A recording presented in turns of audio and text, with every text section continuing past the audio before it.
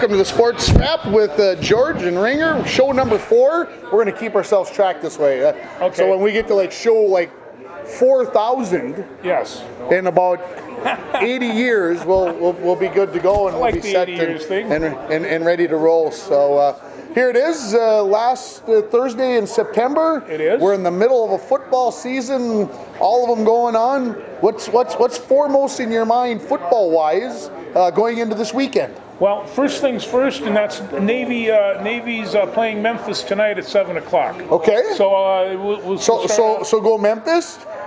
No, I always said Army's probably my favorite team. Navy's probably number 2. I love their offenses. Sure. I like their attitudes. Absolutely. So. Other than that, we got a game to do tomorrow night. That's big on my mind. We got our second live football game on the air. When most people watch this, it'll be on Friday, or hopefully watch it on Friday. So yeah, we'll have live football. Hopefully right after this show, if everything works all right. The show would start at 6. At 6:45, we'll come on with the pregame for our second home game as the Broncos take on the Mesabi East Giants. Yes. And I had a chance to watch them about a month ago. And they're big. They are. They got not super speed, but they got a pretty good running back in the backfield who has some speed. And they got a quarterback who's pretty athletic. And I didn't think they used him well enough in the game that we played, but I bet you watched him on tape from last week. I've watched them on tape from last week, and they give a thump. I don't mean to say a thumping. They dominated Eveleth quite a bit, and they pushed him around. And the quarterback is 6'4" and a big, strong kid. And he's a great basketball player. I can tell that. Yeah. You know, and so he's only a junior, Tim. And he's only a junior. There's 6 seniors on this team, and there's 11 juniors, and those juniors are really good. Yeah, I like what this team can do. The game that I watched against Rush City, it was 8-8 about 3 minutes into the game, and I'm like, whew, this is going to be a different type ball game. And then it was 8-8 at halftime, and it ended up 22-16, a very close game. And I don't know how many footballs we're going to be thrown in the air by Mesabi East, but they're a more traditional high school team, and the fact that they're going to run the ball. Well, they are, and they have some people to run it with. They have Gavin Stelton, who's 6'3" and 205 pounds, and he can move. Yeah. On top of that, with the quarterback, Hunter Hanuskala. Yeah. Hanuksala. It's going to be a great name to say tomorrow night tonight on the air. We'll practice. He's 6'4", and those guys are really tough on defense as well. So every time you see them do well on offense, you're thinking they're good size, and they're not the only ones. They have a guy that's 330 pounds, Evan Matson, and Evan Matson is not just big, he moves pretty well. And he doesn't come off the field a whole lot. No, he does not. He's on there quite a bit, so that is one thing that I talked about with Coach Edestead today in the pregame interview that we taped for Friday night's football game, that he's hoping that maybe is something that the Broncos can use to their advantage. Maybe Mesabi East is a little bit bigger, so we'll get them out and get them running and run that no-huddle stuff that the Broncos have been running and try to tire those guys out and see if it takes effect in the third and fourth quarter. Well, what I saw against Eveleth is Evan got better in the fourth quarter, and he looks to be like the type of kid that really enjoys playing the game. And after what, I mean, they pulled him out after the 42 points, but he is going to give our line some work. And he's not the only big kid, but he was pretty impressive. Yeah, I think that's the thing that I remember about Mesabi East is their size, and then their tailback on offense had some nice runs, and I think that's the big concern for the Broncos, if they can keep everybody in check. I think it's going to be a tight ball game. I really do, going into this game, 22-18, 24-20, something in that vicinity. That's where I see this Bronco game on Friday night with Mesabi East. Well, I was looking over the record as well. This is the first time the teams have played since 1999, which is 20 years. As you count it off, and the Falls has been able to dominate Mesabi, the 10-0, and then before that Aurora. and when Aurora was a nice big range school, they were tough. The Falls has done real well against this team, but this Mesabi East team is 1-3, and they're better than 1-3. I agree with you. They are better than 1-3, and you talk about Mesabi East not having played them since 1999. There was a couple of years when Mesabi East didn't even have a football program. Yes, that's true. Then they combined together with Evelyn Gilbert, and then they got out of that and got themselves back together. They started in 1A football. Now they're big enough to be back up to 2A. And so this is a team that's finding its way back to it. Played in the section championship game a couple of years ago. Ended up losing to Moose Lake Willow River. And they ran a lot of wishbone back then. They had another Stelton kid at that time. And so they kind of ran some power football. And so you're going to see some of that. And like I said, Nuxala, I'm waiting to see. Will he throw the ball a little bit more against the Broncos? But a lot is going to have to do that with the weather. It's supposed to be fairly nice on Friday night. The other thing that's of interest is the field conditions. They played a JV game at Sports Stadium on Monday night. They played a junior high game on Tuesday night. And I just found out that they moved the junior high game that was scheduled to be played there tonight. They moved that to the practice field so that they didn't tear up the field anymore. It is very wet. Bronco Field has some of the best drainage of a field, It's a beautiful field as you can get. Yet all the rain and with the activity that's been on it, there's going to be some spots tomorrow night that are going to be a little greasy, and that could have a big impact on the game as well. Oh, and I'll tell you, just a few of the incidentals. It would really be nice to see International Falls do something with special teams. A big punt return or something? A big punt return, a kickoff return, something to really kind of get them going and at least get them in favorable field position. We haven't seen that yet this year, and in fact, our little cornerbacks and everything have had a hard time playing against these trees. So I don't think that's going to be as much of an issue. I think they'll be just fine. They can play with these guys. I think that'll probably work out. Our viewership may have noticed that we didn't bring up last Friday's game very willingly. That the Broncos played down at Dixon Barley Field, the 56-14 loss to GNK, and as Coach Edestead said to me today in our pregame interview, too many mistakes. Oh yeah. Not being ready to go, and he says, not just kids not being mentally focused, coaches not being mentally focused, everything. He says we were off the whole night, and he said give GNK credit. They took some stuff away from us. They hit us in the mouth. They scored 3 touchdowns in the first 6.5 minutes. But he said we scored right after that. It was 18-8 at the end of the first quarter. And if we could have gotten something going, it'd have been a different ball game. And too many poor snaps, too many big plays up the middle.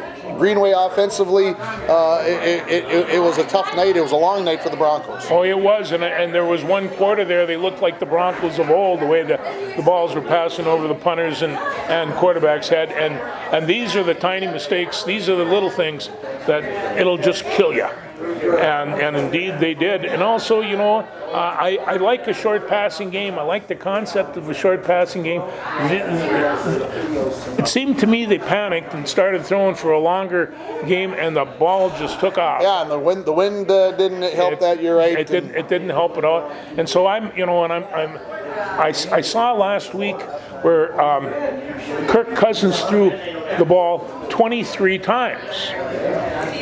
Aaron Rodgers threw 29 times. Why are they able to do this? Well, it's really quite simple. For the Vikings, you got Dalvin Cook, and I say, Jeff Munker, the coach at Army, who throws 3 or 4 times a game, he goes around in the winter and he just preaches ground game, on and on and on, to a bunch of people that forgot what a fullback is, and he does, and so I'm thinking, there must have been a meeting, Coach Munker and Coach Zimmer. I'd love to have sat in the middle of that, because what's happening is the coaches are realizing you can control the game with the run, not so much with the pass, and it's and you get your defense off the field and keep them rested, and they stay sharper, and you can run your 1A personnel a lot longer because they're getting a chance to sit down, and getting first downs is a big deal, and doing those things. And the offensive line gave Delvin some holes last week, and he made some nice moves too. It's he did. Holy cow! And their backup tailbacks aren't too bad either for the Vikings. No, they're not. And also, the Gophers have the same problem, not to intermix, but they're 118 out of 130 teams. I mean, in terms of the run, and they have these enormous horses, and Shannon Brooks is back this week, and him and Rodney Smith. Remember a couple years ago, they chewed up the Big Ten. Yeah. Starts with those big guys up front, though, right? It starts with those big guys up front. They have to play, and they have to play well. I was looking at the Minneapolis paper today, and Fleck was talking about possibly flip-flopping the guys in their offensive line to move some guys. And I thought, I remember doing that. He couldn't possibly be thinking about moving the 410-pound Australian to some other position. I mean, he is your right tackle. But he said that we've got 4 guys out of 5 that are doing their job on just about every play, but there's always seems to be one guy. And he said it's time that the boys learn that we need to take care of business, and it starts up front with those guys. And with the running backs that the Gophers do have in the backfield, if they can get 5 guys up front and add in the tight end or whoever else, they can get these guys going in the right direction. This team can do some nice things, and it does start at Purdue this weekend. And the Broncos, the Gophers have had some success at Purdue. Purdue has been, like the Gophers, up and down along the way. And so the Gophers need to get it started. Well, and I read an article by a couple of journalists that were talking about, is it good that the Gophers are 3-0? Should they be happy that they're 3-0? Are they playing poorly in spite of? I mean, all the options, and the fact of it is that being 3-0 is better than being any other number. And I think that they can go in Purdue with their running backs, and I'm not sure that Brooks is going to come back his first game and rip the place up. But Mo Abraham is there. They've got some running people, but the line has to perform. There's no reason for them to be that low on statistical. Absolutely, and this is something that they've been trying to hang their hat on. So hopefully they've found their way. Extra week of practice with no game hopefully should help the Gophers as well. I do predict that they get a win, although it's going to be doggone close again, and everybody's going to be next week saying, how did they get to 4-0, blah, blah, blah. But it will be close, but they do get a win. Well, and you take a look at Purdue, they've scored 1 touchdown on a rush.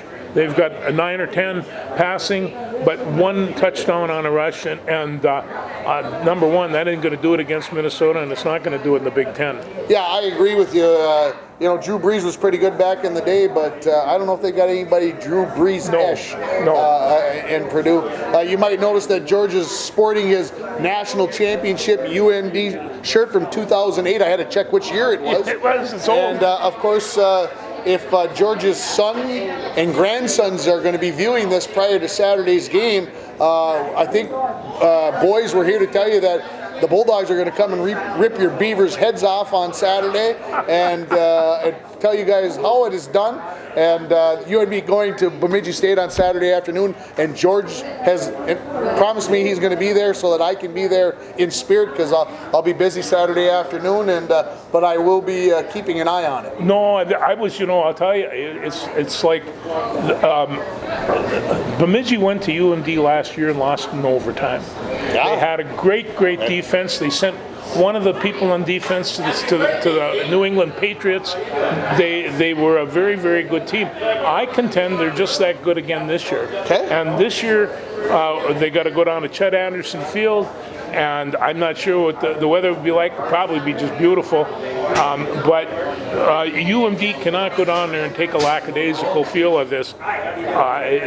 Do you think the Bulldogs got a little wake-up call with Moorhead State last week, and not saying that, or St. Cloud State, with St. Cloud State, and not that that it was whatever, it ended up 20-14.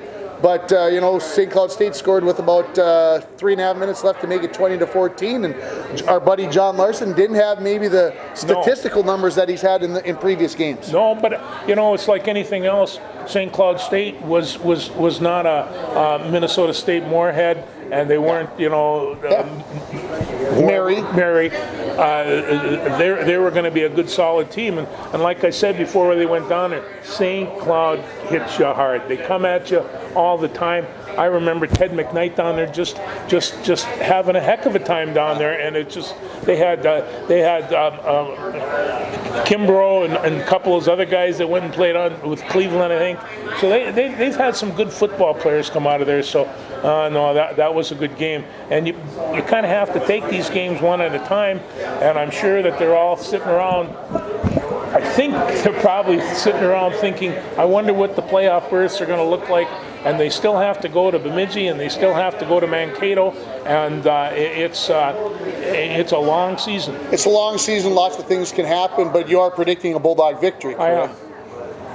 What else could he say after that introduction? He'd be in trouble with me if he said anything different, and his cronies would be very disappointed. I could see somebody I know down there. That's even likely. Well, that is very possible. So, how about the Black Knights? Whose Army got this weekend? They got a bye this weekend. They got a bye this weekend. But they're heading up for Tulane the weekend after that. Are they going to Tulane? No, Tulane comes to West Point. Speaking of, before I forget, did you get a chance to see that your head coach's halftime interview during the game on Saturday, last Saturday? Army's head coach. Yes, I did. If you did not get a chance to see this, folks, I'm sure if you go on to YouTube or someplace and you type in Army head football coach interview, halftime interview, something. I just happened to be flipping through the channels and I stopped, and he had just started the interview, and essentially, to give you kind of an idea what was said, the interviewer asked him, Coach, you pulled all your team together at the end, towards the end of the first quarter, made everybody take a knee. What did you say to him? I told him that I was embarrassed, that we should be embarrassed, that we were embarrassed as a team, that how can we be doing the things that we're doing, and blah, blah, blah. And she says, while you're going at halftime, what are you going to say to the boys? And he goes, well, when I come back out from halftime, I may not have all my shoes on, he says, because some of them might be stuck up patients' backsides. And my mouth must have been like this. I'm just like, and he walked away, and I'm like, holy, you don't hear head coaches come on TV and say those kinds of things. No. He said, I've never been as embarrassed in a first half as a coach ever in my life. No. And this is from your team. Coach Monken he's that type of guy. But I saw the superintendent of West Point, a 3-star general, leading cheers. This is a high intense place. All the fans are all retired Army officers and their kids. And at the end of every game, when I tell the superintendent falls high, maybe you should go do push-ups in the end zone after every score. And he kind of laughed at me. But at the end of the game, all the team gets together and they sing their alma mater. And I tell you, it's powerful. It's powerful. It really, really is. And Army took a beating for so many years, and they've been on the rampage ever since.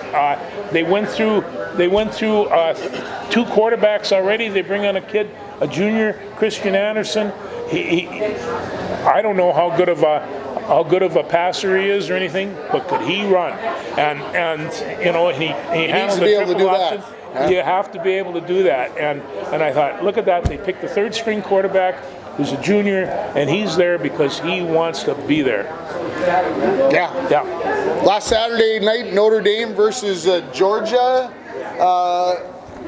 Notre Dame showed themselves better than I thought they would. They hung in there. They played very well. I don't know if you had a chance to watch any of it. Are you kidding? Every play. Yeah, I got home a little late. I got to watch about the last half. I listened to the first half on the radio as I was driving home, and of course I listened to LSU Texas A&M, I believe, on the way down. That was an interesting ball game. Those SEC games, of course, are always interesting, and so it was kind of a fun weekend last weekend with the Vikes playing so well against Oakland and everything else going on. And of course, the Vikes picked up a couple of former Vikings to fill out their roster. And I was talking about it with my kids in class this morning, and we got talking about Laquan Treadwell, and I said, Treadwell comes back. He got a message. The Vikings cut him. And since they cut him, which was almost over 3 weeks ago, nobody's picked him up. So what does that tell you, Laquan? They're telling you 31 other teams said, we don't want you on our team either because of the things you do. So I would hope that Treadwell's been working on his stuff, doing the things that he needs to do. And I hope that he comes this week and he is ready to catch some balls, because he's the fourth healthy wide receiver for this team. He is. He's going to be in a certain number of downs, and if he gets his chance, I guess I hope for his sake he can make a splash, because we're going to need him. Well, before we go into the game on Sunday, Teddy Bridgewater did a nice job, went in and directed that New Orleans team. Up in Seattle in the rain, and a tough place to play, or at least they say it's a tough place to play. I don't know, I've never been there, but they say so. Yeah, I've been there, but it wasn't raining. But it was nice to see. It was nice to see Teddy Bridgewater doing some of the things that he can do. He's such an incredible athlete. He is. He is. Yeah, it's very unfortunate what happened, and like I said, to make it all the way back is pretty good stuff. Now, the Bears. I watched 3/4 of the game. You know, well, Trubisky had his best game that I've ever seen him. He was 25 for 31, 231 and 3 touchdowns, and I don't believe there was any interceptions. David Montgomery was a leading ground gainer for 67 yards. He's just a rookie. Good-looking kid. Yeah? I don't know. I think that defensively, the key is, what do you do with Khalil Mack? You run the ball. Yeah. Because I'm not saying that he won't be a factor on the run, but his job is to pass rush, sack the quarterback, cause fumbles, which he did last week, and create turnovers. You run the ball, and frankly, if I'm the Vikings and I'm Kubiak and whoever else is calling the plays, I got my tackle over there, I put my tight end on there, I go make sure I got him, I make sure I double team him on run plays. Don't let him become a factor. And some coaches like to do this. You go run at their best player, because if you run at their best player, you take their ticker away, you take their heart away, and they're saying, well, if they're running over Khalil Mack, then they can't, then they're going to run over all of us. And to me, at least early in the game, I would at least go take my chances of going up against Khalil Mack with a double team and see if we can push him around and get him doing some things that he doesn't want to be doing, get frustrated, get his head out of the game. I know Chicago's got a pretty nice linebacker that they're pretty pleased with, a young kid. I can't think of his name right now because I'm not prepared enough. And but if he gets to be running free, he can cause some problems. But you get Delvin loose and with a little air, a little whatever, and you will see Delvin do some things, and that's hopefully well, fun to watch. And we're you know, he's really an incredible back. I will say this, that it's not just Mack that's on that team. Yeah. The defensive line is actually good. I mean, they are big enough for 4, and they run a 3-man. So it's. Chicago's got a very nice defense, no doubt about that. Yeah. And it's going to be an interesting, very physical game, I would expect. And you might remember the Vikings played Chicago last year, and they allowed Trubisky in Chicago. They let him run all over the field. You might remember that. And he was one of the, they were all afraid to touch him, so he kept running and nobody would touch him because they were afraid of the rules from last year. Well, I haven't seen those rules this year about hitting the quarterback and all the things that you can do. So Mitch Trubisky, if you want to pull that stuff that you pulled last year, come on, bring it on, and we'll plant you in the ground, I hope, because Kirk Cousins tried to do that last week, and I think Chicago's saying, come on, Kirk, you want to run that way against us with your shoulders going forward rather than your shoulders going back? We're going to hurt you. And so both these quarterbacks need to be smart, because I'm not saying either team plays dirty, but you can't have your $1 million quarterbacks going forward unless it's like third and like whatever. I mean, if it's second down, you better be sliding, and I'm just, that's the way it's got to be. That's the way it's got to be. For $84 million, thank you. I've one note about the Chicago game. One note. The Nagurski family are guests down there, and so the whole family's going to meet, and this is going to be a Bronco Nagurski expression date. Yeah, nice. right down at Soldier Stadium, and and so I don't know that they'll be wearing their Viking outfits, but well, I know certain ones will be wearing their Bears outfits, and there won't be any way around that. No, a lot of number 3s. A lot of number 3s. A lot of number 3s for the Bronc. So the whole crew, I guess, will be there, and I really hope they have a super good time. That is awesome. I was not aware of that. I'm glad you brought that up. Well, there you are. What else you got there, George? Well, I went down to Mid-State I was going to go down and see the Mega Malacca cross-country meet. A friend of mine ran it. But there was lightning and thunder and tornado warnings all over, all afternoon. They managed to sneak it in, 6,700 kids. And they had one from northern Minnesota that I got to tell you about, and you've seen her, Ava Hill. Ava Hill. Mesabi East? Mesabi East. She went down and won her division. She crossed the line 16 seconds before the next competitor. Well, I was never much of a cross-country guy. That seems to me to be a pretty expressive lead. That's a good number. And so, she's... Well, if you're interested in coming and watching Ava Hill on Tuesday, October 8th out at the River Golf Course, you want to come out and watch this young lady run. It'll be the last She's chance. worth the price of admission, which is free, of course. Yeah. But she's worth coming out to watch. She's a dynamite runner. Yeah, she's not too bad of a basketball player either. She is just, and I understand, a straight A kid and an all around nice kid, like a lot of good athletes are. But yeah, that's what you want to see. If you want to see this lady run, that's where she'll be. And it's going to be very interesting to see where she's running in a couple of years. I think the sky's the limit. She's won the 800 meter in the Class A the last 2 years. Yes, I believe she has. And I can't remember what she got at the state cross country meet last year. It escapes me. But this is one special young lady. Yeah. And like I said, if you got a chance to come out on Tuesday, October 8th, the girls will start right around 4:50-ish. 5 o'clock-ish for the varsity race out at the River Golf Course. By all means, come out and watch our Broncos run, of course, mostly, but you want to watch something special. And then in the boys race, Gino Urban from GNK, you want to talk about special kids. And Cameron from Virginia. And Cameron from Virginia, this Urban kid, of course, defending state champion in cross country. He was the 3,200, I think, last year winner at the state track meet. This another dynamic kid. So the Heil Pike is going to be a great place to be. That's an incredible race on an incredible course. It's I haven't failed to miss it in a long time.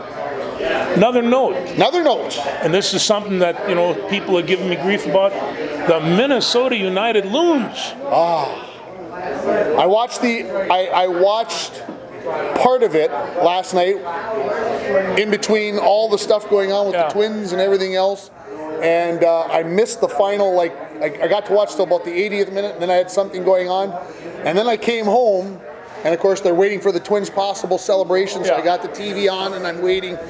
And while I was doing that, I'm looking through my phone, and they got the winning goal in the 90th minute. And when they scored it, when I watched it, I'm kind of like, that ball took like a weird angle. Did he put that much English spin on it or whatever? No, it hit a defender in front. The goaltender would have saved it easy and hit the defender in front and went into the goal. And the Loons are in the playoffs. The Loons are in the playoffs. And they're going to get a home game, very possible. First time in 3 years, and hey, they got a new stadium. They make the playoffs. You got to be happy for those folks. The leading scorers from Duluth. I didn't know that. Okay. Yeah. Now, I've been kind of reading a little bit about a team called the Minnesota Wild. Okay. And we're going to talk hockey on this show. We're going to talk a little hockey, and I call my guru down in Minneapolis, and I says, okay, the Wild, they're not rated so hot. He says, wait a second. Last year at the end of the season, they had injuries. They've been having trouble with salary caps because of a couple of players' contracts. He says, but they're back. Everybody is healthy. They have probably the toughest 4 defensemen in the league. They got good defensemen. And the goaltending is picking up, and he says, you can't shortchange the Wild. So if you're feeling blue about the possibilities of the Wild this year, I was told, don't worry about that. The Wild have a tough early part of the schedule. I think if I remember reading right, 13 of their first 17 or 18 games are on the road. Yes. So they're going to need Stalock and Dubnyk to play very well in the pipes, because they're going to need to be able to do that. If the Wild come through that stretch, those first 18 games, I'm going to say with 18 points, 19 points, 20 points, we'll be all right. It'll be very interesting to see what happens. It will. And they get started, I think, is it late next week? Late next week. Yeah, I think it's on Thursday, I think. I believe you're right. So, we've gone, I'm looking at the clock, almost 35 minutes, and we have not mentioned, other than the fact in passing, that the Minnesota Twins won the Central Division last night. That was my thing down there, and the question I have for you is, when do celebratory baseball players start putting on goggles? Yeah, because they all have the same type of goggles. They all have the same type of goggles, but here's the thing about baseball. When football teams make the playoffs, they go in and celebrate, but they don't open bottles of champagne. When hockey teams make the playoffs, they don't open. Why do baseball teams the Milwaukee Brewers made the playoffs last night? You figure they use beer, huh? And they opened champagne and drank beer, and I'm just like, well, why you didn't win anything yet? I mean, if you're a wild card team, you didn't even win a division. Why are you celebrating like whatever? So I'm a little down on baseball because now the Twins won their first division in 9 years. Yes. Okay, you deserve to celebrate because you won a division. Okay, but then to me, if you win the divisional series, because it looks like the Twins are going to play the Yankees starting next Friday. If you win those 5-game series, you shouldn't be celebrating. No, you don't need the goggles. And if you win the American League and you get to go to the World Series, no goggles, wait no till champagne. The end. You wait till the end. I don't understand it. You win a playoff game in the NFL, do you all of a sudden you're over there pouring champagne and No. Do they do that in hockey? You win a 7-game series? Yeah, you celebrate, you say good job, but we're not popping corks. No. Baseball is out of whack with those celebrations. Well, and I'll tell you what, Nelson Cruz and some of these older guys, they gotta pull that, because those are a bunch of kids in there, and so I can see the old men pulling the reins. And he got interviewed during the champagne shower and everything last night, and I was watching it, and it almost seemed to me, and I might be judging this wrong, but it was almost like, it's nice that we won. This isn't about me, because the questions were kind of directed that way. But it was almost like, guys, we're not done. We got way too much more to do here. So let's enjoy this. And then they came out and won 10-4 today, or 10-6, or whatever it was. And I'm like, okay, the boys came out, and Scope played and asked to deal, and they did the job. They got the sweep against the Tigers. They got win number 99. Now they go to Kansas City for 3 games, and if things go all right, they'll take care of business and get to 100 wins, which is a number I'd like to see them get to. For sure. When they started this last spring, I thought, here's a bunch of guys that enjoy playing baseball. And if they play like that, they'll be fine. And they have. And they have to. Yeah, minus the Eddie Rosario not running the ball out last week. Shame on you, Eddie, for not doing that. Lots of questions about your on that, because that's not Twins baseball. That's not the way things are supposed to be done, and I suspect Baldelli took care of that. In-house, not publicly, he took care of it and said... Who's the other coach that they interviewed last night? Oh, he was the bench coach. He's the bench coach. Can't think of his name right now. Well, anybody was saying, what, you were able to do all these things. Why were you able to do this? He kind of chuckled and he says, we hit a lot of home runs. We hit a lot of home runs. Yeah, 299 going into the game today. They did hit number 300. They did. Today, Scope hit a home run late in the game when they were up 6-4. So I don't know if that was number 300 or not. I didn't get a chance to check that out. Did they play one more game, or are they done now? Now they play 3 games against Kansas City this weekend in Kansas City. So, you got anything else written down there? No. Okay, I do want to mention the rain delay that was on Monday night, or Tuesday night, in International Falls.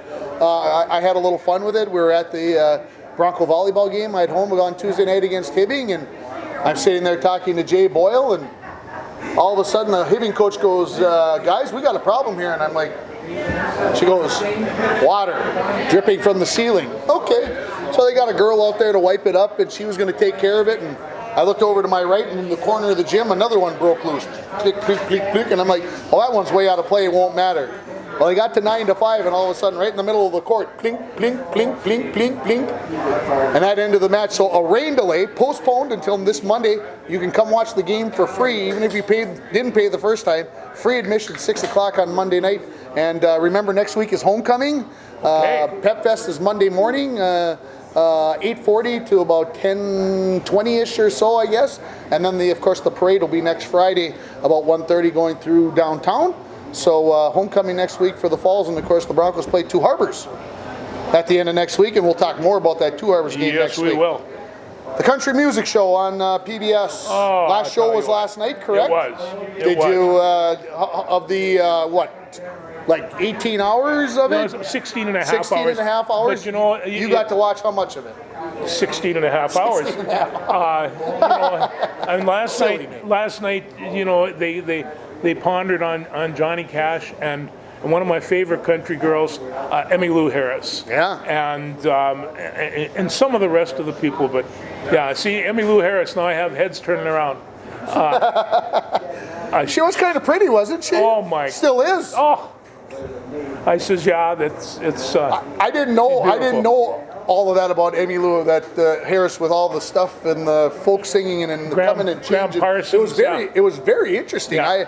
And like I said, of the 16 and a half hours, I probably got to watch like 3.5, and I suspect that those shows will be playing periodically on Channel 8, and I hope to be able to watch a little bit more of it. Ken Burns has done some great things, especially the music on baseball, Civil War. I mean, he's never done anything poor, but this is 16 and a half hours of joy, and he could have done 24, 28 hours, but he ran that Memphis sound right to the bone, and talk about all the people that came from particularly West Texas. It's like Steve Earle said to me one time, he says, I thought the only way from Texas to Memphis was hitchhiking. You know, and these guys did that, and they were true poets and troubadours. They were wonderful guys. And Johnny Cash, what amazed me about him is he died when he was 71, and he looked pretty tough. The problem with that is that's pretty close to my age, and I didn't know Johnny Cash had a TV show. Oh yes. And all of the things that he did about bringing people on that were Bob Dylan and all these other Van people. Morrison. And it was very interesting in the basically the heck with you ABC, I'm gonna do what I want to do thing, and you can tell me not to do these things, but I'm gonna stand up and do the things that I want to do at a very inflammatory time, and with the Vietnam War and everything going on. Well, it's like he was against Vietnam, and he went there to entertain the troops. And then, of course, his prison trips are legendary. Yep. That's where he indirectly found Merle Haggard. I did not know that either. That was a pretty cool story. Sue was almost in tears, because a lot of these people over the years we've seen. And we saw Merle Haggard 3 or 4 years ago, just before he passed, and he just glued us to our seat. That old guy just really could sing. It's time to wrap it up, because we're getting close to our time limit here. I always wrap it up with a question to George. So I know that you were watching country music in the Solarium this week. What was the number one other thing that you were, besides football, that you were studying this week in the Solarium? Were you listening to the blues, jazz, reading a book? What was number one? One of the albums they talked about in the country show was the Nitty Gritty Dirt Band put a 3-album thing called Circle Beyond Broken, and most of the people that were in there, from Mother Maybelle, Roy Acuff, Ralph Stanley, all these guys, these young kids brought them together in 1972, and they went and made this incredible album. Now, I've had to buy 2 of them over the years because one wore out. Right. But I pulled out the old Circle Beyond Broken, and sometime I'll play Flying Burrito Brothers for you. That's where Emmylou was doing the background. Sounds good. Beautiful. Yeah, it was amazing. As soon as I saw that Nitty Gritty Dirt Band part, you were the first person I thought of. I thought that is going to come up on the show this week. Thanks, everybody. We'll see you next week.